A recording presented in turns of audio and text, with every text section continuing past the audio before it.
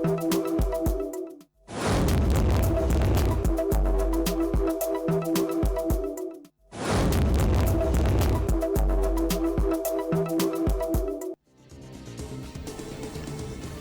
में भारतीय सेना का चीता हेलीकॉप्टर क्रैश, पायलट की तलाश में सर्च ऑपरेशन शुरू। सुबह 9 बजे टूटा था संपर्क।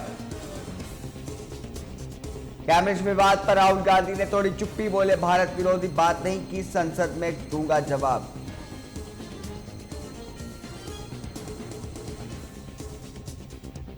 कोटकपुरा गोलीकांड में प्रकाश सिंह बादल को मिली जमानत, जिला अदालत में सुखबीर सिंह की याचिका खारिज। आप नेता मनीष सिसोदिया की बड़ी मुश्किलें, जासूसी कांड में सीबीआई ने दर्ज की एफआईआर, 2016 में ही शुरू हुई थी जांच। असम में जारी रहेगा बाल विवाह के खिलाफ अभियान, सीएम बोले मुसलमानों और हिंदुओं की गिरफ्तारी लगभग बराबर। रामायण पाठ के फैसले पर स्वामी प्रसाद का ट्वीट, कहा सरकार का यह निर्णय 3% लोगों को बढ़ावा, 97% हिंदू समाज के भावनाओं को आहत दी। संभल में कोल्ड स्टोरेज की इमारत ढही, करीब 25 मजदूरों के दबे होने की आशंका, राहत बचाव कार्य जारी। गाजीपुर पुलिस को मिली बड़ी कामयाबी, वाफिया मुख्तार अंसारी का शूटर अंगद राय गिरफ्तार, गवाह को धमकाने का आरोप। इंडो नेपाल बॉर्डर पर मिला बारूद जैसा पदार्थ, एसएसबी और पुलिस की संयुक्त टीम जांच में जुटी।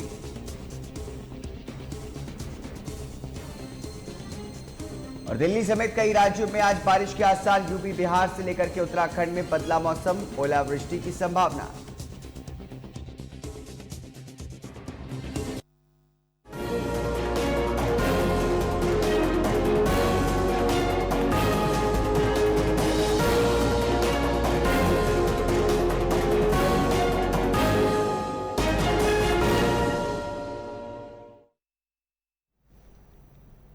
नमस्कार, स्वागत है आपका न्यूज लाइव में। मैं हूं आपके साथ हारिस। अरुणाचल प्रदेश में बड़ा हादसा हुआ है। प्रदेश के मंडला पहाड़ी इलाके में भारतीय सेना का एक चीता हेलीकॉप्टर क्रैश हो गया है। हादसे के बाद पायलटों की तलाश में के लिए सर्च ऑपरेशन शुरू कर दिया गया है। घटना कैसे हुई इस बात की पूरी जानकारी अभी तक सामने नहीं आई है। हादसे के बाद लापता पायलटों की तलाश की जा रही है। क्रैश को लेकर के गुवाहाटी में डिफेंस और PRO lieutenant colonel Mahendra Rawat ने बताया कि अरुणाचल प्रदेश के बोमडिला के पास ऑपरेशन सॉर्टी उड़ान भर रहे थे। एक चीता हेलीकॉप्टर का गुरुवार सुबह 9:15 एटीसी से संपर्क टूटने की सूचना मिली थी। उन्होंने कहा कि हेलीकॉप्टर के बोमडिला के पश्चिम में मंडला के पास दुर्घटनाग्रस्त होने की खबर है। सर्च ऑपरेशन शुरू कर दी गई है। बता दें कि मार्च 2022 में जम्मू कश्मीर में भी चीता का एक हेलीकॉप्टर क्रैश हो गया था। इस हादसे में 2 पायलटों में से एक की मौत हो गई थी, जबकि एक को गंभीर चोटें आई थी। हादसे के लिए खराब मौसम को जिम्मेदार बताया गया था। यह हादसा उस समय हुआ था, हेलीकॉप्टर की लैंडिंग होने वाली थी, लेकिन खराब मौसम की वजह से नियंत्रण खो दिया था। बता दें कि भारतीय सेना के चीता हेलीकॉप्टरों की गिनती हल्के हेलीकॉप्टरों में होती है। ये एक सिंगल इंजन वाला हेलीकॉप्टर होता है। भारतीय सेना के पास 200 चीता हेलीकॉप्टर हैं। हेलीकॉप्टर में ग्राउंड प्रॉक्सिमिटी वार्निंग सिस्टम और वेदर रडार जैसे सिस्टम नहीं लगे हैं। यही वजह है कि खराब मौसम में ये हादसे का शिकार हो जाते हैं। वैसे अरुणाचल प्रदेश पहाड़ियों से घिरा हुआ है, ऐसे में यहाँ एकाएक मौसम बदल जाता है। ऐसे में इन इलाकों में किसी भी हेलीकॉप्टर को उड़ाना आसान नहीं होता है। यही वजह है कि इन स्थानों पर बाकी राज्यों की तुलना में ज्यादा हादसे होते हैं।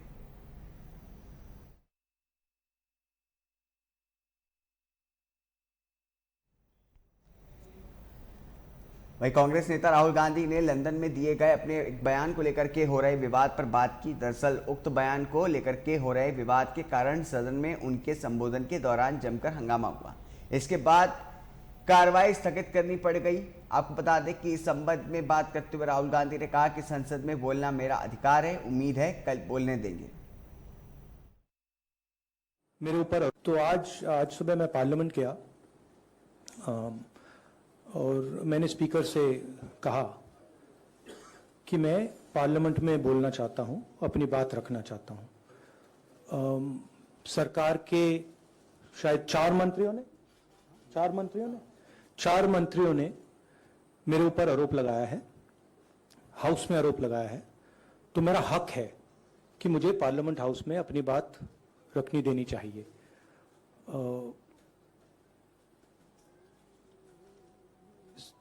क्लैरिटी नहीं है, मगर मुझे नहीं लगता है कि मुझे बोलने देंगे। मैं होपफुल हूं कि कल मुझे बोलने दें। आज 1 मिनट के अंदर, मेरे आने के बाद 1 मिनट के अंदर उन्होंने हाउस को अडजर्न कर दिया। होपफुल हूं कि शायद कल मुझे बोलने दें, क्योंकि मैं अपनी बात रखना चाहता हूं, मगर पक्का नहीं मालूम। आइडिया यह है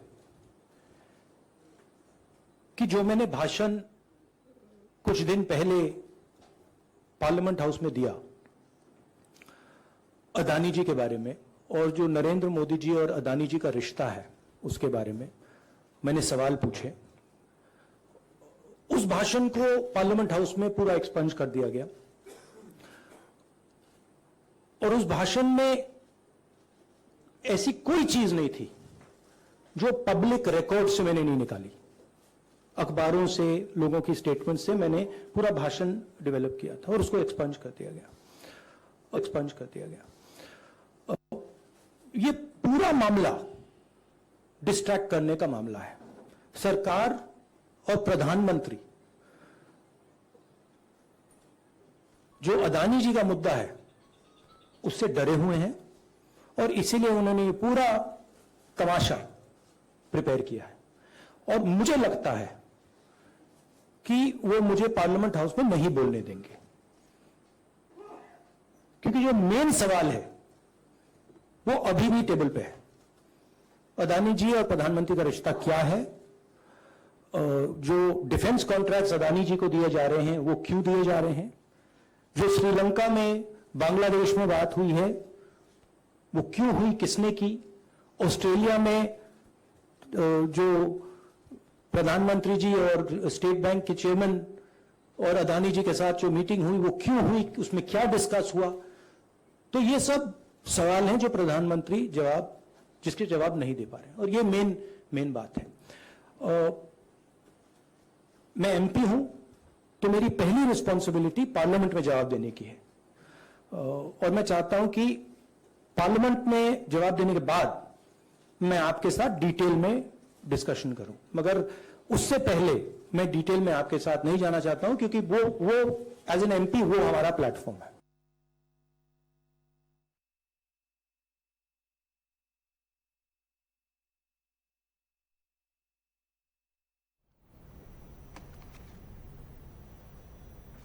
आम आदमी पार्टी ने लगातार दिल्ली के उपराज्यपाल वीके सक्सेना को पद से हटाने की मांग कर रही है।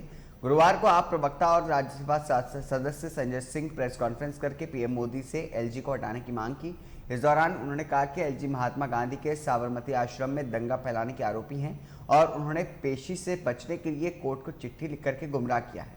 2002 से एलजी विनय सक्सेना पर साबरमती आश्रम में दंगा मारपीट करने का मुकदमा चल रहा है, इसमें वो आरोपी नंबर 4 हैं। कोर्ट ने एलजी विनय सक्सेना को 9 मार्च को पेश होकर के अपना पक्ष रखने के लिए कहा है। इस पर एलजी ने कोर्ट को चिट्ठी लिख करके पेशी से छूट मांगी है। वीडियो में आपको दिखाने जा रहा हूं, उसको देखकर आपको भी शर्म आएगी, दिल्ली वालों को भी शर्म आएगी, पूरे देश के लोगों को शर्म आएगी, लेकिन एक व्यक्ति को शर्म नहीं आएगी, जिसका नाम है देश के प्रधानमंत्री आदरणीय नरेंद्र मोदी,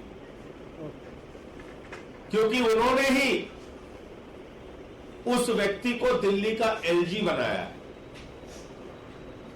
मैं आज आपके सामने जो वीडियो दिखाऊंगा दिल्ली के एलजी का, वो शर्मनाक वीडियो देखकर आप खुद अपने दिल और दिमाग से सोचिएगा कि क्या ऐसा व्यक्ति जो ऑर्गेनाइज्ड गिरोह को लीड करे, ऐसा व्यक्ति जो हिंसक समूह का सरगना हो, ऐसा व्यक्ति जो साबरमती के आश्रम में, राष्ट्रपिता महात्मा गांधी के आश्रम में शांति सभा पर हमले करवाए, ऐसा व्यक्ति जो मदर टेरेसा आरोप से मदर टेरेसा के नाम पर मिले सम्मान और ह्यूमन राइट्स के नाम पर मिले अंतर्राष्ट्रीय सम्मान पाने वाली देश की प्रख्यात सामाजिक कार्यकर्ता, महिला सामाजिक कार्यकर्ता मेधा पाटकर पे हिंसक हमले करवाए, क्या ऐसा व्यक्ति दिल्ली का एलजी होना चाहिए? यह आप सोचिएगा, विचार कीजिएगा और देश के प्रधानमंत्री से सवाल पूछिएगा कि देश के प्रधानमंत्री जी, आपने हिंसक समूह के सरगना को दिल्ली का एलजी कैसे बनाया? आरोपी नंबर 4 साबरमती के आश्रम में हिंसा के आरोपी नंबर 4 मेधा पाटकर पर हमला करने वाले गिरोह में आरोपी नंबर 4 दिल्ली के एलजी विनय कुमार सक्सेना का ये वीडियो आप देखिए और ये सवाल बीजेपी के लोगों से है, देश के प्रधानमंत्री से है और खुद विनय कुमार सक्सेना से है कि आपने इस घटना को अंजाम क्यों दिया और क्या आपको न्यायालय के सामने जाकर पूरी प्रक्रिया का पालन नहीं करना चाहिए? आप कोर्ट से भाग रहे हैं। कोर्ट से क्यों भाग रहे हैं? क्योंकि इस मामले में एलजी को सजा हो जाएगी। कोर्ट से क्यों भाग रहे हैं? क्योंकि एलजी को मालूम है कि अगर न्यायालय के सामने गए और यह मामला चला तो उनको निश्चित रूप से सजा होनी है। साक्ष्य पूरा मौजूद है।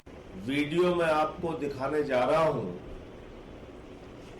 उसको देखकर आपको भी शर्म आएगी, दिल्ली वालों को भी शर्म आएगी, पूरे देश के लोगों को शर्म आएगी, लेकिन एक व्यक्ति को शर्म नहीं आएगी जिसका नाम है देश के प्रधानमंत्री आदरणीय नरेंद्र मोदी, क्योंकि उन्होंने ही उस व्यक्ति को दिल्ली का एलजी बनाया है। मैं आज आपके सामने जो वीडियो दिखाऊंगा दिल्ली के एलजी का, वो शर्मनाक वीडियो देखकर आप खुद अपने दिल और दिमाग से सोचिएगा कि क्या ऐसा व्यक्ति जो ऑर्गेनाइज्ड गिरोह को लीड करे, ऐसा व्यक्ति जो हिंसक समूह का सरगना हो, ऐसा व्यक्ति जो साबरमती के आश्रम में, राष्ट्रपिता महात्मा गांधी के आश्रम में शांति सभा पर हमले करवाए, ऐसा व्यक्ति जो मदर टेरेसा आरोप से मदर टेरेसा के नाम पर मिले सम्मान और ह्यूमन राइट्स के नाम पर मिले अंतर्राष्ट्रीय सम्मान,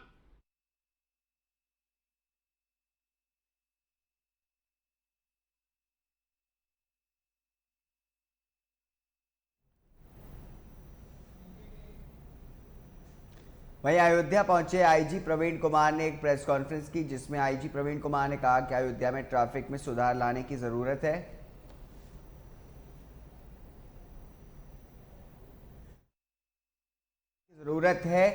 अयोध्या में सुधार को लेकर के काम किया जा रहा है। अयोध्या में ट्रैफिक सुधार की बड़ी चुनौती है। ट्रैफिक के संसाधनों का हम रिव्यू करेंगे।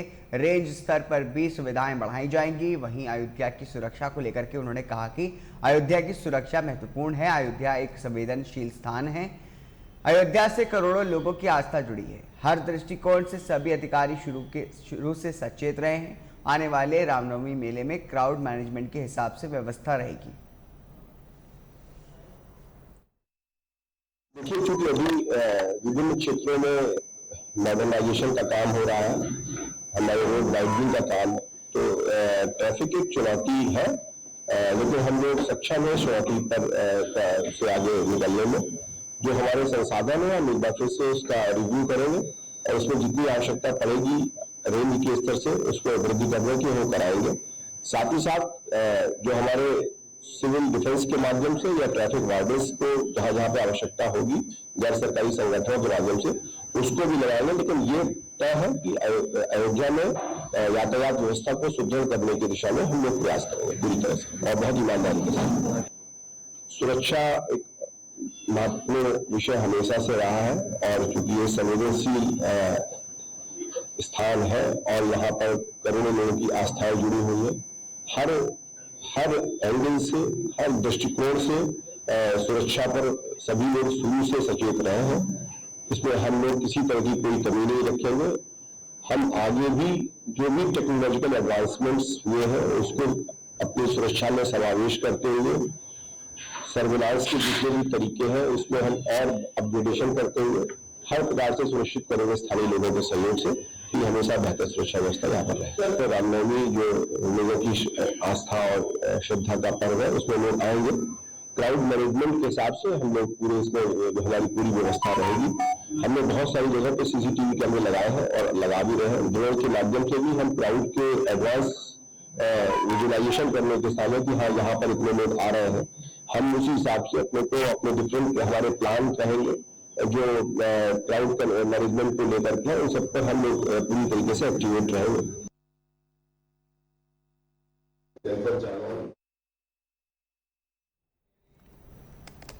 अयोध्या में पर्यटन को बढ़ावा देने के लिए एडवेंचर और बोट क्लब की स्थापना हुई है, जिसके अध्यक्ष कमिश्नर बनाए गए हैं। यही नहीं, हनुमानगढ़ी में शिरकत निशक्त व बुजुर्ग श्रद्धालुओं को हनुमान जी का दर्शन कराने के लिए जल्दी लिफ्ट की व्यवस्था की जा रही है। दरअसल हनुमान जी काफी ऊंचाई पर स्थापित किए गए हैं, जिसके कारण बुजुर्ग व निशक्त श्रद्धालुओं को दर्शन करने में दिक्कत होती है। श्री राम मंदिर के पक्ष में फैसला आने के बाद अयोध्या को दिव्य और भव्य रूप की बनाने की कवायद की जा रही है। इसके बीच अयोध्या में पर्यटन की संभावनाओं पर कार्य शुरू हो गया है। धर्म और अध्यात्म की नगरी अयोध्या सिर्फ राम भक्तों को ही नहीं बल्कि देश और दुनिया के पर्यटकों को भी अपनी ओर आकर्षित करेगी।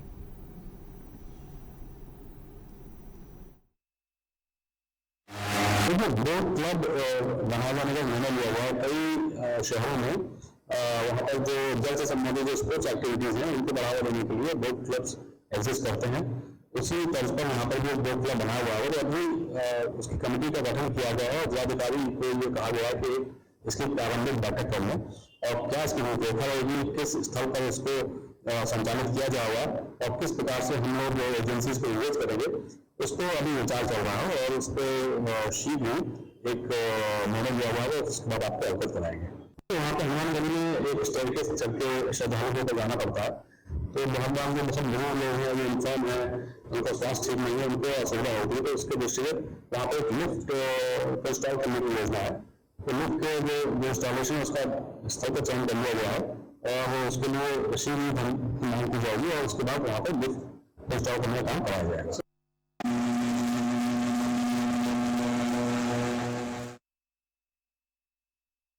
अयोध्या के रुदौली विधायक रामचंद्र यादव का जन्मदिन सेवा दिवस के रूप में मनाया गया। उनके जन्म दिवस पर रुदौली के श्री कृष्ण RTS कॉलेज नरौली के प्रांगण में विशाल स्वास्थ्य मेले का आयोजन हुआ। इस दौरान रक्तदान करने के लिए लोगों का हुजूम उमड़ पड़ा। विधायक पुत्र आलोक चंद्र यादव, भाजपा नगर अध्यक्ष शेखर गुप्त समेत 200 से अधिक लोगों ने ब्लड डोनेट किया। मेले में रक्तदान के दौरान विधायक ने ब्लड डोनेटर्स को जूस और फल मिल खिलाया। लखनऊ के गोविंद हॉस्पिटल के MD डॉक्टर महेश कुमार यादव ने बताया कि करीब 150 मरीजों का इलाज किया गया है। इसके साथ ही विभिन्न सामाजिक संस्थानों में भी गरीबों की सेवा के लिए कैंप लगा रखा था। स्वयं सहायता समूह की महिलाओं ने रंगोली सजाई थी। रुदौली की महान जनता को सेवा की भावना से एक स्वास्थ्य मेले का आयोजन हुआ है। श्री कृष्णा RTS कॉलेज की तरफ से और यहाँ पर जितनी भी जांचें हैं, जितनी भी आयुर्वेदिक, होम्योपैथिक, एलोपैथिक सभी तरह के डॉक्टर्स हैं, सब विशेषज्ञ लोग आए हैं। सबकी जांचें हो रही हैं, दवाएं वितरित हो रही हैं और खासतौर से नेत्र के जो परेशान के लोग हैं उनके लिए भी नेत्र शिविर का आयोजन है। निश्चित रूप से हम लोगों ने आज का दिन सेवा का दिन चयन करके आज पूरे क्षेत्र के लोगों की सेवा करने का संकल्प लिया है। पूरे दिन हम लोग इस शिविर को चलाएंगे।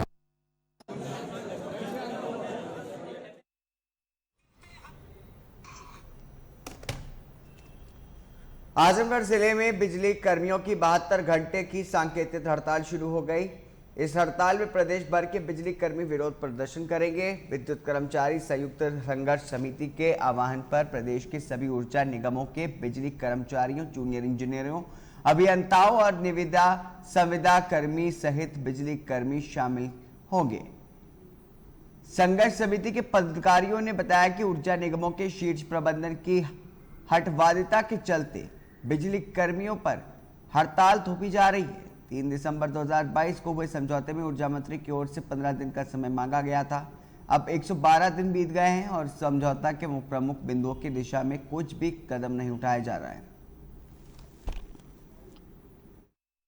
दिसंबर 2022 को जब ऊर्जा मंत्री और उनके सचिव के द्वारा एक हम लोग की मांगे पहले थी, उस मांगों पर वार्ता हुई, वार्ता में समझौता भी हुआ। समझौते में तमाम मुद्दे थे, हमारे 14 मुद्दे थे।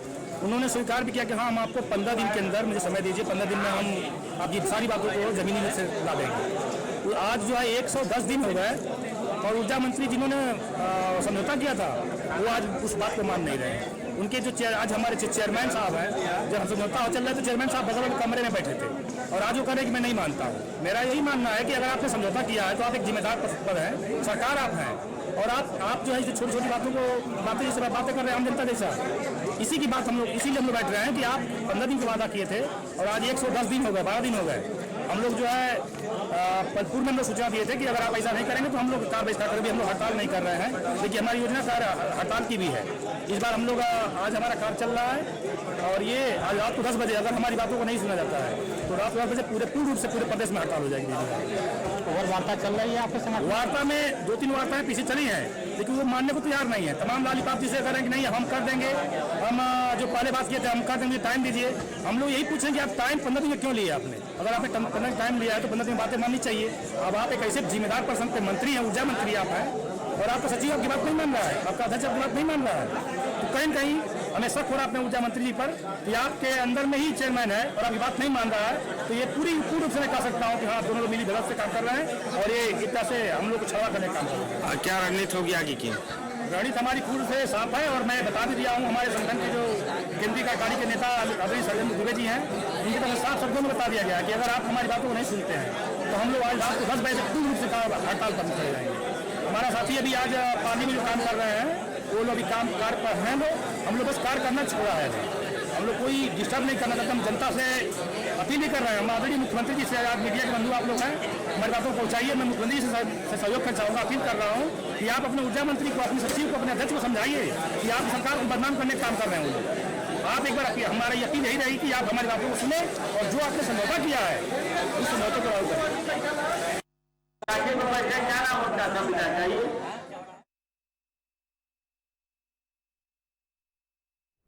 गोड्डा में समस्याओं को लेकर के सुबह से ही बिजली कर्मियों ने कार्य बहिष्कार शुरू कर दिया है। बिजली दफ्तर पर एकत्रित होकर के कर्मियों ने धरना दिया और कर्मियों के बृहस्पतिवार की रात में 72 घंटे के हड़ताल पर जाने का ऐलान किया है। इधर कर्मियों के आंदोलन से उपभोक्ताओं की परेशानी बढ़ गई है। विद्युत वितरण खंड कार्यालय में धरने को संबोधित करते हुए विद्युत कर्मचारी संयुक्त संघर्ष समिति के संयोजक कहा कि सरकार ऊर्जा सेक्टर का निजीकरण करने का प्रयास कर रही है, जिसे कर्मचारी बर्दाश्त नहीं करेंगे। ऊर्जा मंत्री के साथ ही हुए लिखित समझौते का क्रियान्वयन नहीं किया गया है।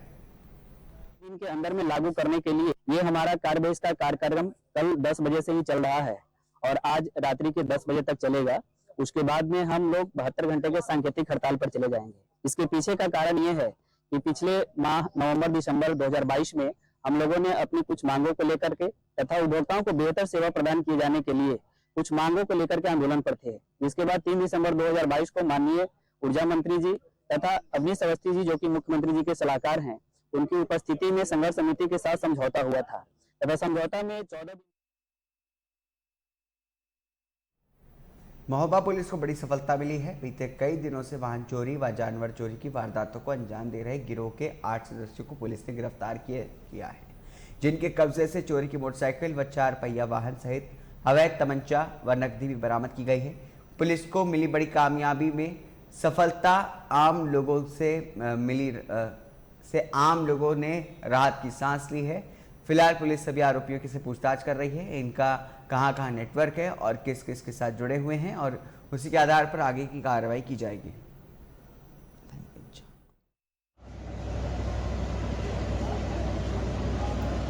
पनवाड़ी क्षेत्र में और महोबखंड क्षेत्र में कुछ दिनों से कुछ चोरियां हो रही थी, सूचनाएं आ रही थी, कुछ FIRs भी रजिस्टर हुई थी। इसके अंदर वाहन चोरी व भैंस चोरी दोनों प्रकरण हमारे सामने आए थे और ये बेहद ही इसको गंभीरता से लिया गया था और CO कुल पहाड़ और इंस्पेक्टर पनवाड़ी इसमें लगातार कार्रवाइयां कर रहे थे। इस तरह से हमको मुखबिर की सूचना पर एक गैंग हमारे हाथ आया है जो कि इंटर डिस्ट्रिक्ट गैंग है, जिसके अंदर इन्होंने रात में भी चोरी कर रखी है, जिसकी भी मोटरसाइकिल रिकवर करी गई। कुल मिलाकर के 8 मोटरसाइकिल इनके पास से रिकवर की गई है, जिनके पास उनमें से 4 को ऑलरेडी लिंक कर दिया गया है। 6 मुकदमों का इसमें जो है खुलासा किया गया है, जिनमें 2 भैंस चोरी की भी घटनाएं इन्होंने की हैं, जिसके लिए ये 2 DCM यूज किया करते थे, उनको भी इनसे रिकवर किया गया है। साथ में इनके पास से एक अवैध असला भी बरामद हुआ है। इस तरह से एक बहुत बड़ा गैंग जो है, कई सारे मोबाइल इनके पास जो है रिकवर हुए हैं। इस तरह ये एक बहुत बड़ा इंटर डिस्ट्रिक्ट गैंग जो है वह थाना पनवाड़ी पुलिस द्वारा आज पकड़ा गया है। इनका कोई आपराधिक इतिहास? इसके अंदर जो हमने जानकारी अभी तक प्राप्त जानकारियों के हिसाब से जो एक दानिश नाम का व्यक्ति है जो कि मेनली पशु चोरी में और इन्वॉल्व था, उसका एक अच्छा आपराधिक इतिहास मिला है। बाकियों की भी जानकारी इसमें भी की जा रही है।